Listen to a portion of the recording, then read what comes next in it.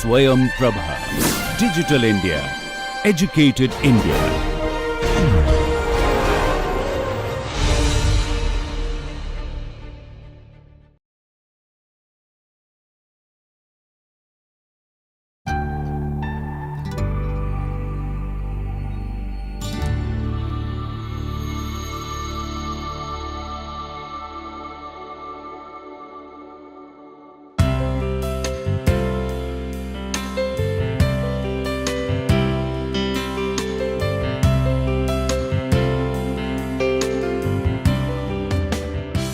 Welcome to the course, Culturally Responsive Built Environments. Today we'll talk about the second component of the power, how it is mediated in the built form, and especially in terms of spatial analysis, the know-how power mediates in built form. In fact, Dovey refers to one of the important model because on one side we are talking about subject of power which has the authority, the force, which is much more of a historical and the qualitative component of it, and then we are relating it to how we can relate to the how it actually influenced the shaping the built form. And he actually talks about a space syntax model. And in fact, it refers to Hillier and Hanson's, where they talk about architectural discourse with its roots in representation technique has bypassed a deeper social structuring of architectural space because these structures are not visible. Like what we have just talked in Taksim Square caves, or so the history of the Ottoman and how the people have imagined it and how people have thought about it or understood about it. So these are all a qualitative subject, and in fact the way that is what they talk about. Hillier talks about the representation technique has bypassed the social structuring of architectural space. So this whole qualitative component, how it defines the architectural component, so that is where these socio and spatial structures are often referred as genotypes. And genotypes are basically clusters of spatial segments structured in certain formations with syntactic rules of sequence and adjacency. So basically, when certain the understanding of a social structure and how it defines a particular architectural space, and that is what the relationship between the social and the spatial component, which is referred as a genotype. And there obviously from the Bourdieu's work also we talk about, or even the Martin Heidegger's work, we actually talk about certain rules, games and plays, where there are certain rules which are imposed. This is where the syntactic rules of sequence and adjacency. And genotypes are institutionally and epistemologically, which is epistemologically we talk about how the study of knowledge embedded. Thus, each built form is reproduced from a limited number of spatial genotypes. So you take about any particular building or a public place or anything, obviously it has certain background of certain inspiration, certain follow-up actions, or certain historical influence or mythological influences into it. So that is how a typology is reproduced from a limited number of spatial genotypes, and each linked to specific social institutions with forms of knowledge and productions. So whatever it might be from an authority point of view, it might be from a religious point of view, it might be from a social way of being point of view. They're all structured, and that is how it has been reproduced, but within a limited number of spatial genotypes. And that is what genotypes embody a social logic of a space. So I'll to much more simpler version, like when you talk about the word geno, obviously we are referring a kind of how it has roots with a kind of genetical influences. Like we have, if you look at me, obviously there are certain characteristics which comes from year through year. genetics. It could be the way your father's habits, habitual practices, the way your brother blinks an eye. So all these patterns are embedded within it. So how it actually gets into the structure. Now, what Dove refers, he uses a systematic tool, which is a space syntax tool, analysis as a tool. Now, how one can, I can just give you a brief about how we can use this tool. In fact, Hiller and Hansons are one of the who have promoted all these space syntax tools. And for instance, when you talk about how to compare these two plans, what you see here is both the different plans and how you actually look at it. So for instance, one can see that yes, there are some entry points, there is some courtyards, or there is some, so obviously you look at a size of a building or a size of interior spaces, and where the corridors are connected, how they are connected, are they open-ended, or is it a U-shaped corridor, or is it a closed loop, and how the corridors relate to the rooms, and the location of the entrances. Obviously, these are some of the important work, like you can see that how the entry points are defined, from which direction, and what kind of scale it is, the court is all about, and how within the corridor network, how the rooms are associated, right? So he proposes a kind of gamma analysis where it is a technique of mapping buildings into cellular structure using external entry points. For example, now we have about 4 types of buildings. Now you have the entry, and then in this case we have here, and right. So you can see that this is a kind of intermediate space. So it is bringing the connections of that, So that is how each model, the way it is connected, the way how we can map these in cellular forms, and then how we can actually connect all these things. And similarly, if you notice here, now in this form, you have 2 entrances, where 2 entrances, from there it goes on here, and then it goes here, and then it goes here, and goes here, right? So if you look at it from C, one is going to here, which is a court here, one is going to the E, and E is again connecting to the B, right? So that is how it's creating network. Whereas you look at this, 1, 2, 3, 4, and here,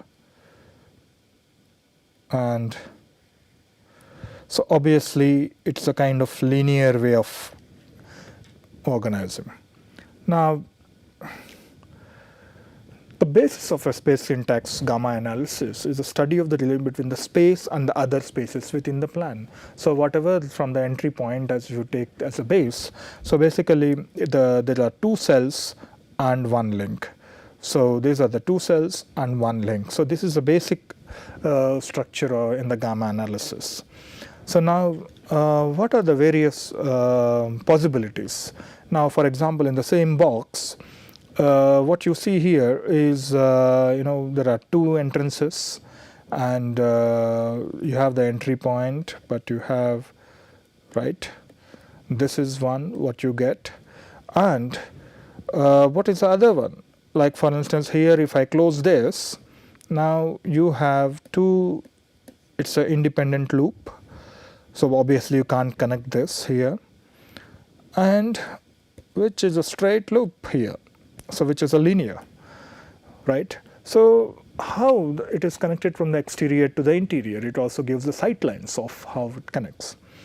Now, and similarly, we talk about in the A, let's say from here we have a central courtyard, an entry courtyard, and all the rooms are within it. Whereas here you can see that there are 2 entrances within the interior court, right? And whereas the numerous entrances, this is very difficult to control. This model is where basically it has freedom of movement. You go anywhere and come out of anywhere. And it has only one entrance, and how one can reach is one-way loop. Now, here what we noticed is in the first option, we have a controlled access, and within the controlled access, because there is a secure point, one enters into it and branches out, and that is how it is accessible. Whereas here it's a ringy, control to exterior connected onto the exterior. Whereas here it's open, permeable, ringy, but not controlled. So in the third option, there is no control over. So you can go anywhere around, whichever the way you like. And this is only a highly controlled, a linear pattern. Now, there are three kinds of relations between spaces. One is a linear, the connected, or maybe a networked, and a fan-shaped, which is a kind of, it bifurcates. In linear, it is also referred as enfilade. This is a kind of term which they use, a kind of linear processes, linear connections, and most of these historical and the dominant buildings, they're all mostly in a kind of linear way. Now, I would like to bring to when we talk about the space syntax and when we actually talk about power and how it's mediated within the built form, I think one of the famous personality which we should talk about is Adolf Hitler. How many of you know that in fact Hitler was twice rejected for architectural school. He has a great passion to study architecture and urbanism, and in fact there was some documents which he Dove refers with Hockman's work, and I will show those incompetent senile fools that I can go without them. So he's a great, so most of the time, even after he became the chancellor, he's given almost a day per week of looking into the architectural component of the administration. And another personality which we have to talk when we talk about Hitler is Albert Speer, who worked with Hitler as an architect, as a commissioned architect, and he has been involved in designing much of his work, much of the development of various chancellors' buildings and most of the urban context of those days.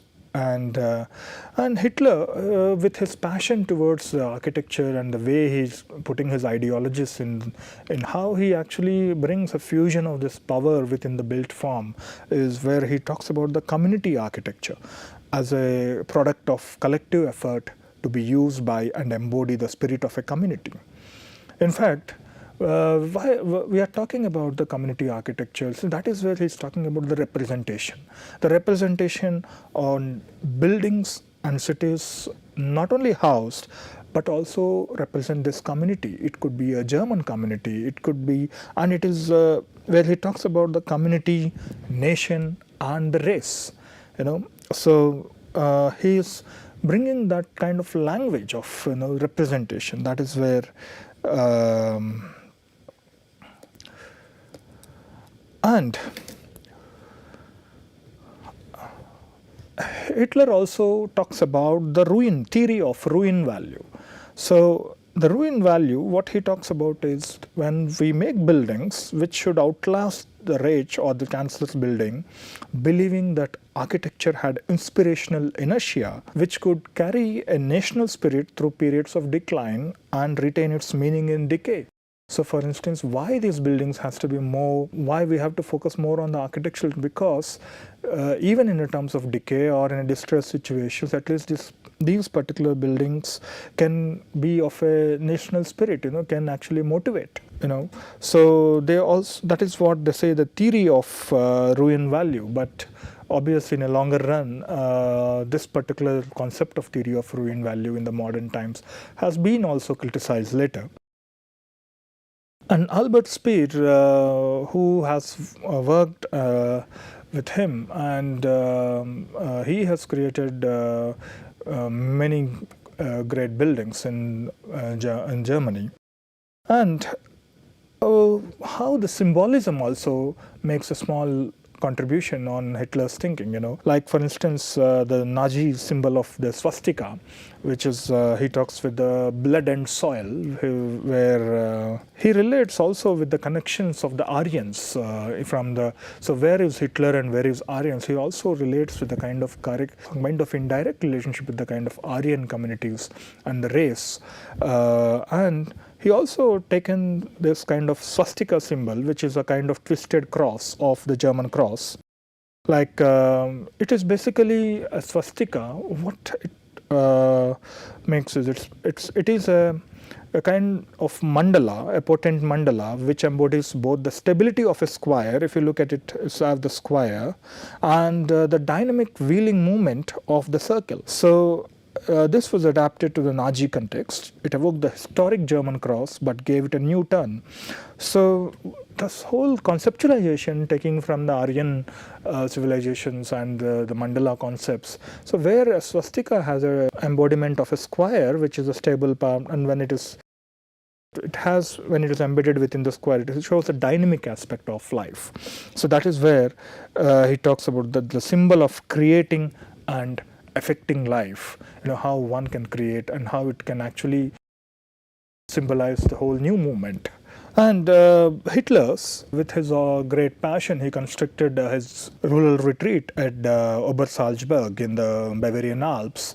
And it's almost about a 650 acres campus, and where he built buildings of which has actually built in a kind of terrain landscape, and in a vernacular style. He used the local stone and the timbers. And so if you look at the way it has been taken, so one who enters into the Germany, so maybe this gives a kind of signs that it has to pass through a kind of a wide arch, and it takes you to the whole landscape. And so it's a kind of entrance to the kind of Germany, and most of the time he spent his time in this rural retreat.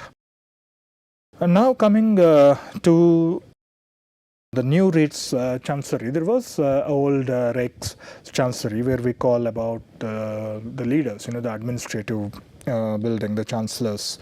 So in fact, this was old Reich chancellery, and you have the war bunkers and the Führer bunker, so this is a kind of thing. And this whole thing is actually the new development, and you can see. So, and there's a nice gardens over here. So how one can understand this particular patterns of how one can understand. So how Dove uses this is he narrates along with the narrations of, and again he narrates the whole description of these movements of the visitors, and how he analyzes this whole space using the space syntax tool that we will see in the next slide. So in fact, Speer describes that from Wilhelmsplatz, an arriving diplomat drove through great gates into the court of honor, which is the court of honor here. By way of an outside staircase, he first entered a medium-sized reception room from which double doors, almost 17 feet high, opened into a large hall clad in mosaic. He then ascended several steps, passed through a round room with dome ceiling, and saw before him a gallery of 480 feet long. And Hitler was particularly impressed by my gallery because it was twice as long as Hall of Mirrors at Versailles. So you see, here in the last point, he's actually comparing with the kind of why Hitler was impressed, because Hitler and Speer all went through about Paris. They are always taken a measurement of what Romans did, what the French did, and they are able to compare their visions accordingly, so to dwarf the existing Paris buildings, the Hall of Mirrors. So basically, the moment they are expressing the scale of it, so in the other side you are actually dwarfing the existing monumental building. So that indicates the symbolic understanding of how to express the power. And like here, what you can see here is this is the gallery, the Mew marble gallery. I think what one will do is about they pass through the way the court of honors and then the gallery and then finally into the chancellor's component. And let's see, when someone is passing through this kind of the rich grand marble gallery, and to a very big scale, the huge scale of it, and viewing towards the gardens, that is giving a kind of pleasant environment. And one's journey is taking into the kind of from the kind of spaces they come into the courtyards and to pass through the gallery and the artifacts of the eagles, the symbolic eagles holding the earth. So obviously they're all talking about the power, in that way. Here, in fact, he talks about Hitler was delighted on the long walk from the entrance to the reception hall. They will get a taste of power and grandeur of German Reich. So that is where, so in fact, the whole from the court of honor, and it is reaching to a kind of vestibule, and it is created a rotunda, which is a circular dome sort of thing.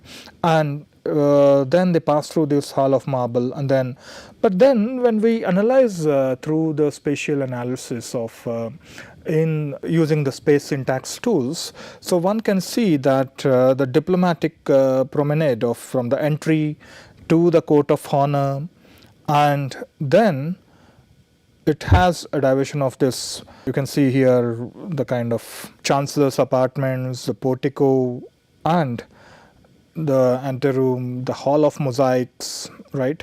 And this is where you can see the hall of mosaics, and this is how the rotunda and the ministers, and you can see the whole diplomatic promenade and the moment. So it is taking a whole set of journey of the whole German power and how the elegance, and how it is also giving an indication that it is dominant. Then the moment, if you look at, one has to understand this whole building component is, it has to be understood as a form of symbolic choreography, where the spatial structure operates to control the framing of series representational themes. Like here, what you see here is a long approach was a 10-segmented enfilade, like as we discussed in the space syntax forms of this enfilade of the linear patterns. And the deepest realm of the building is this, right? So which means, though they are visually connected, but still the physical connections, how they are taking them to these gardens and all other things, is the deepest realm of the building incorporated the formal reception hall and the cabinet room and some assistant offices.